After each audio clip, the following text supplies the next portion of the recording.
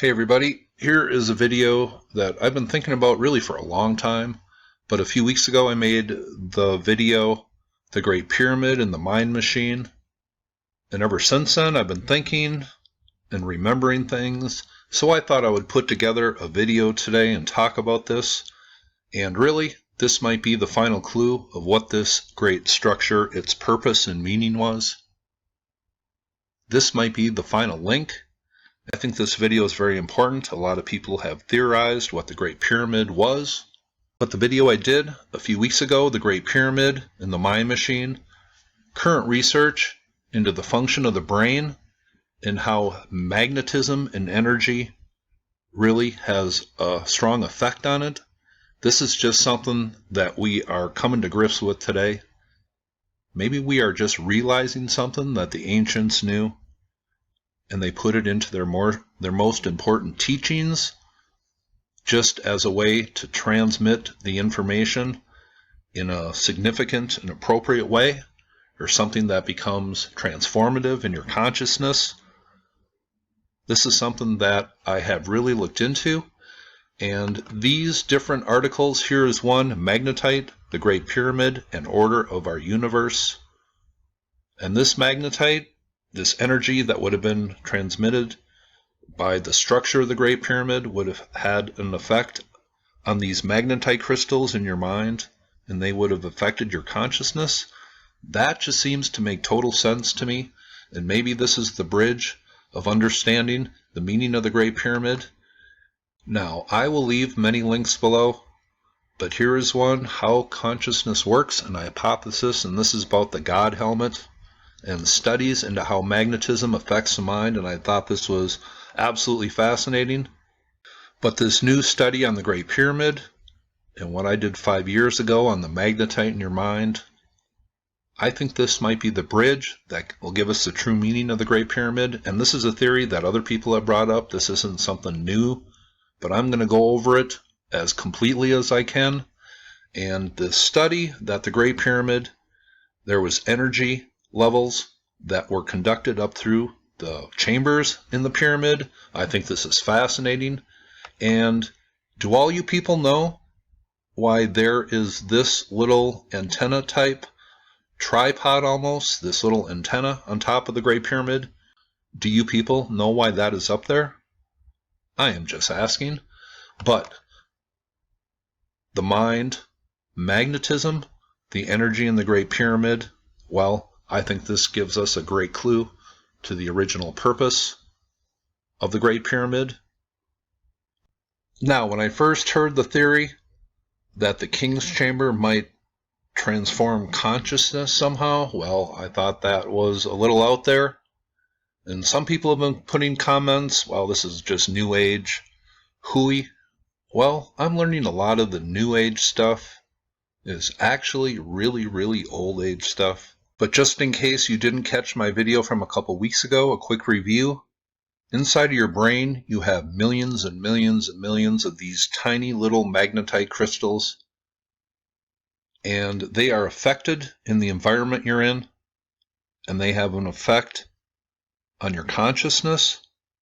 Now today, we have transformative experiences through things such as float tanks and natural plants and a few other things. So is this a key to the ancients and what they knew and how they got the human to the level of the God? This all enlightenment process? Well, these are questions I ask. Did it happen inside of the King's Chamber? Well, there are definitely hints and clues of it in the ancient text, and a lot of ancient text, it's all about your mind. Here, today, we are using magnetism and probably the magnetite crystals in our mind through magnetic studies, and we are having transformative experiences. And why, in a certain ancient text, does a leader with the name as the same name as leader of the Egyptians at the time period, why does he go up a great sacred mountain and go into that mountain for his important talk with God. Now, does this have any other connection to any other ancient places? Well, this is Teotihuacan, and legend has it this is the place where men become gods, and the term becoming gods isn't the way most people think of it. And this symbol, see the arms, the legs on the stairway, and then this looks like a body. Well, this is the ancient figure symbol for stairway to heaven, and heaven is your mind. But let's listen now to Manly Hall talk about the gods and antiquity in a different era of history. One thing that comes to mind then in connection with this whole situation is that we may have to revise our understanding of what antiquity was like. Perhaps we cannot assume that we have gradually arisen from a completely barbarian state, and that in a few thousand years behind our present culture there was nothing but a colossal ignorance. This concept will not hold. Somewhere along the way there were tremendous minds, a great body of knowledge that was capable of planning and executing unbelievable works of skill, beauty, and wisdom. The Egyptians themselves were of the opinion that at a remote time the gods had been with men, that deities and divine powers walked the earth. Now, this again may be regarded as symbolical. Perhaps what they were trying to tell us is that in a remote time long ago, the human being was naturally mystical, naturally had the power of extrasensory perception, naturally could communicate or understand, estimate, or react to the divine principles upon which the universe was based. That the gods walking with men merely meant that the God power in man was not obscured as it is now. That gradually over a course of time, the material world has taken over.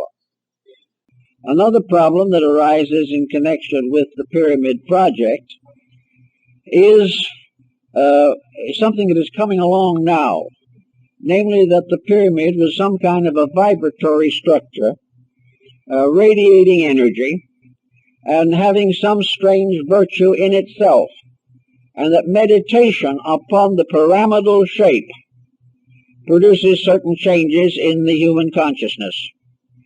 The particular shape, angle, and tip of the pyramid, its proportions and so forth, having very definite significance.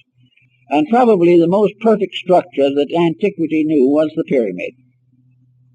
The pyramid had several advantages. First of all, it was simple. It had no details.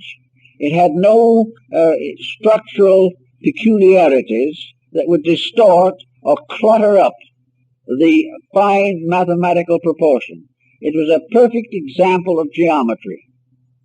It was in all its parts balanced, orderly, methodical. It was exactly what it appeared to be, and it was in all ways suitable for the sacred purpose for which it was intended. Now, I'm just going to share about a brief 20-second or so clip from a lecture from my friend Carlos's channel, and I will leave the full link to this lecture below. And my stomach just growled. I hope you didn't hear that. But what does Mr. Hancock think the King's Chamber in the Great Pyramid was for? Well, let's just listen to him explain it.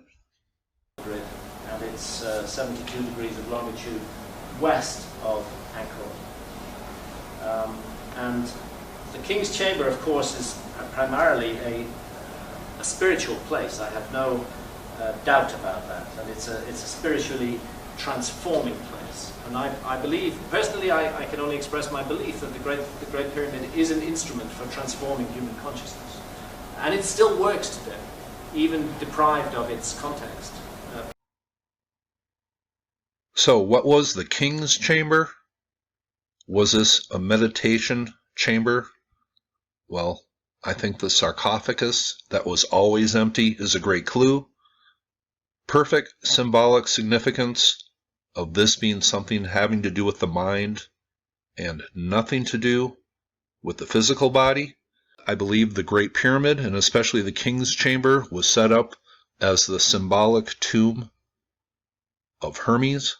But if you go to the origin, it's the symbolic tomb of Thoth, the Egyptian god of knowledge, wisdom, architecture, and really where it all springs from, this thought of knowledge, enlightenment, coming forth by day, and imperishability. So out of all the theories about the Great Pyramid, this being the symbolic tomb of Thoth makes the most sense to me. I'm just trying to provide the most logical answer here. So wouldn't this be the perfect symbolic tomb for Thoth, or Thoth, or thought? Is that where that word comes from? Thought? The symbolic tomb of wisdom, enlightenment, books, universal mind. The symbolic tomb of thought? Well, this monument has been doing nothing but puzzling people and evokes questions from people, and the mathematics and the geodetic information and other information. This is the perfect place for the symbolic tomb of Thoth. Now let's just listen to a little more of Manly Hall. And I know some of you know the origin of the word pyramid, and it has something to do with fire or a burning inside. Well, let's just listen to Manly Hall, what he has to say here. He starts off talking about Hermes and Thoth, and then he gets into more of the burning fire and how that's symbolically represented in man. Why, for instance, would it be called the tomb of Hermes? What and who was Hermes? Hermes was the Greek form of the deity Mercury, and the Egyptian form of Mercury and Hermes was Thoth, the god of the writing tablet. Hermes was a symbol of the universal mind, because it was said of him in his own day, whenever that was, because he is probably also a symbol invented by the Alexandrian esotericists. He is not known prior to the rise of Alexandria. What was that he was the author of 10,000 books, and some of the old stories tell us that he was the author of every book that was ever written in the world. Well, the implication is pretty obvious, namely that he has to represent the power of mind, which is the author of all things. Therefore, Hermes is universal mind. He is the universal mind that may have been symbolically buried in the Great Pyramid, which is supposed to have been his tomb. Not a burial, but the universal mind itself, which in turn might point out the idea of a universal symbolism, that the secret of the mind was built into the structure of the pyramid, and therefore the investigation of the pyramid could ultimately lead to the discovery of the nature of mind. I think the Egyptians believed that the Great Pyramid was the symbol of the state of consciousness, the state of the internal life of the individual, which in perfect mathematical order and harmony comes forth out of the body in the light, and is led by the master of the secret house into the presence of the great gods, where he receives the Kroixan Seta, the symbol of everlasting life. Everlasting life is not the fact that we live forever, for we do that whether we know it or not. But everlasting life is to know it, to realize it, to understand it, not to doubt or to fear. We have a life, as the Egyptians said, unto everlastingness. But the mysteries may put the whole universe in order. They put the individual in order. They made everything as it was and as it should be. And the pyramid, according to the Egyptians, was a testimony set up under the directions of deities and their architects and artisans, so that all men might know that forever and ever the great light, the great good, and the flame of aspiration would burn in man.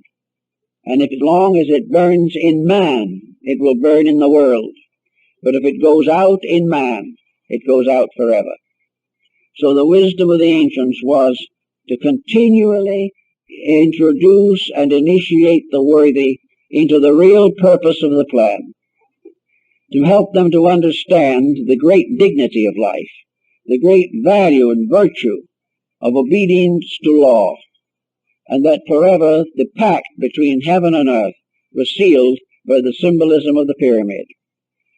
Now you heard Manly Hall say the pact between heaven and earth, and in the tablets of Hermes, which we should really call the tablets of Thoth, it's very simply phrased as above, so below, and I know a lot of you are familiar with that term, as above, so below, and this seems to be a very integral point of the mystery teachings or the initiations that took place, I assume, in the pyramids, because that's what the evidence tells me and what makes the most sense. Let's listen to Robert Cox talk a little bit about as above, so below.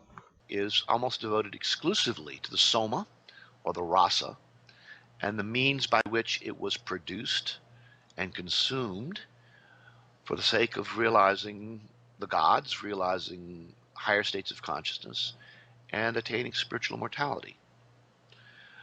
So really, the Rig Veda is the first alchemical text that we have in the history of the world. In this regard, in the Western tradition, the oldest and most authoritative of the alchemical texts in the Hermetic tradition was considered the Emerald Tablet, or the Smaragdina, the Tabula Smaragdina in Latin. And it starts also with a very important passage, which states, and I'm quoting, "That which is below corresponds to that which is above, and that which is above corresponds to that which is below, in the accomplishment of the miracle of one thing." And that one thing, as a side comment, is the act of creation.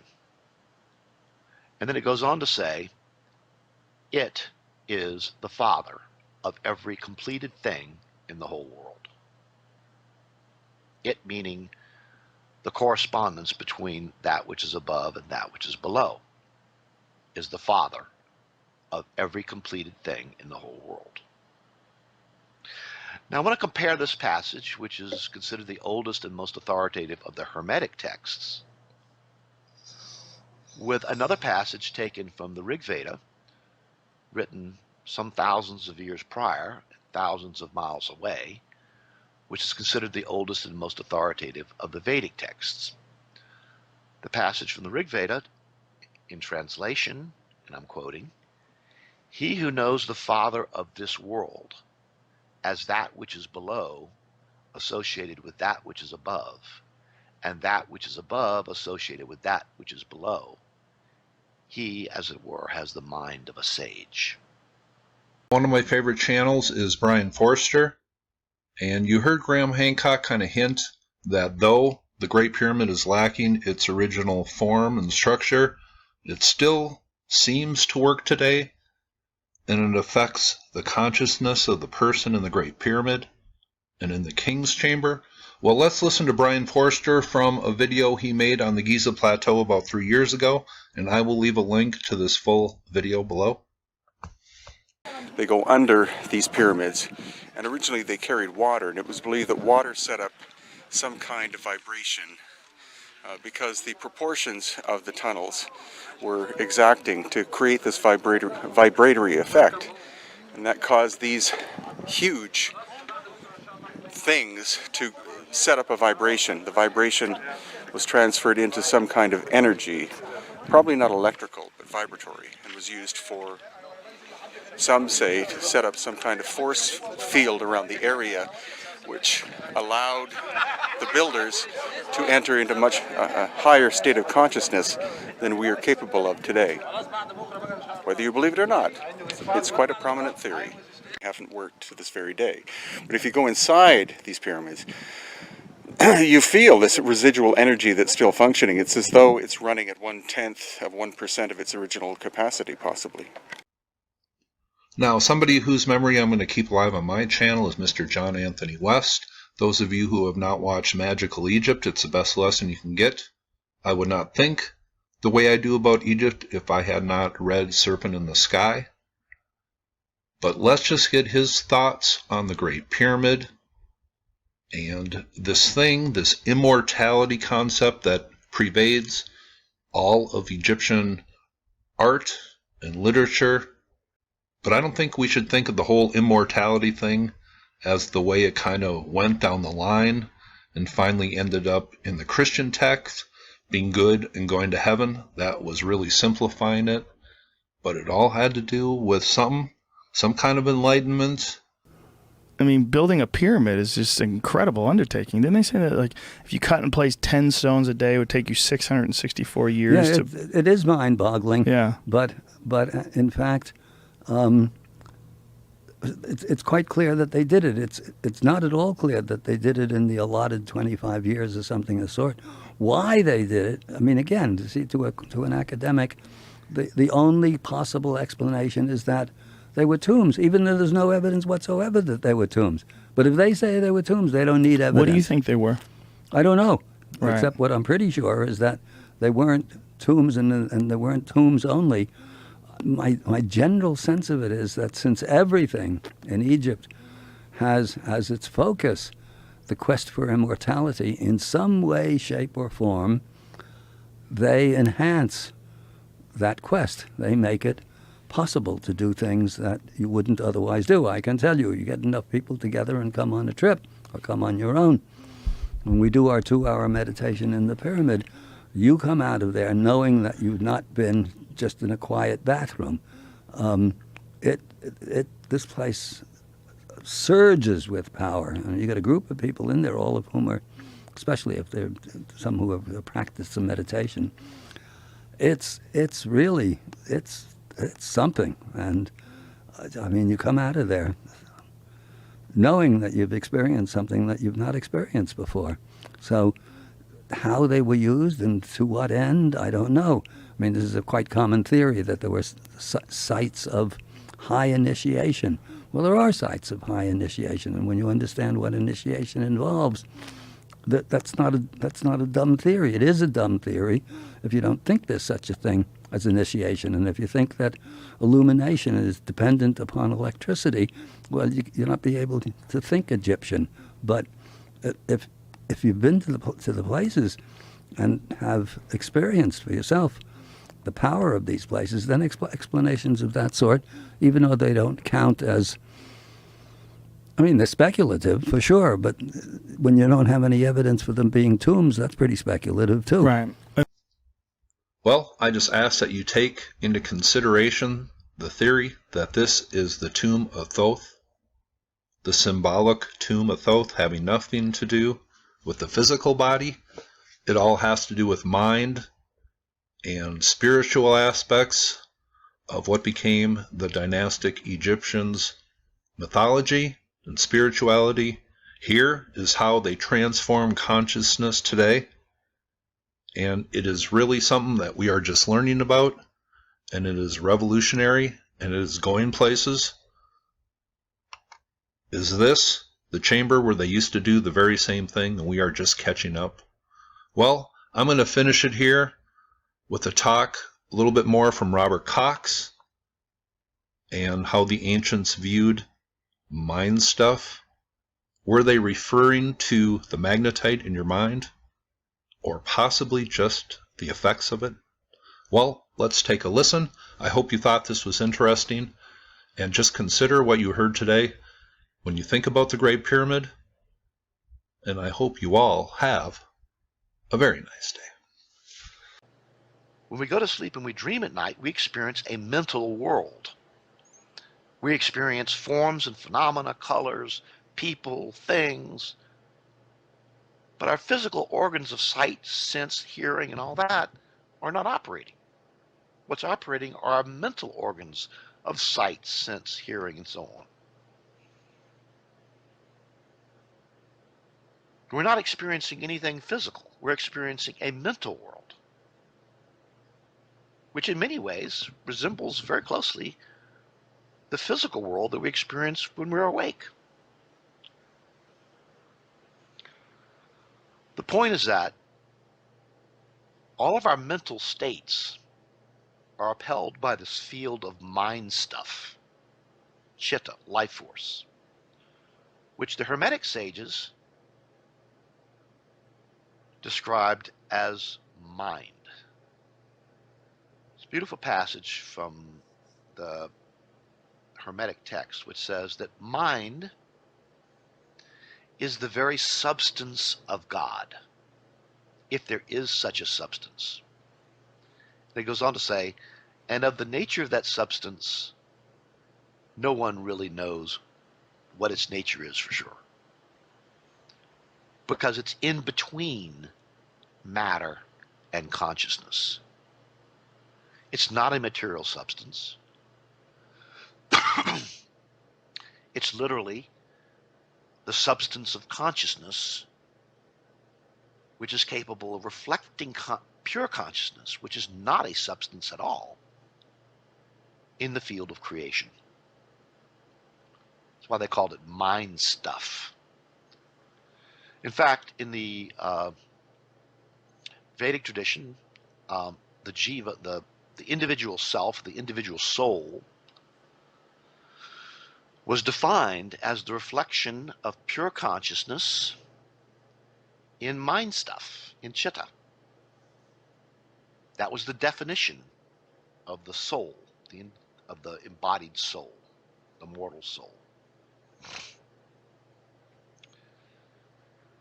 And that substance, that subtle energy, subtle matter, subtle life force, mind stuff, is the key to understanding not only the relationship between consciousness and matter, but also the whole science of alchemy.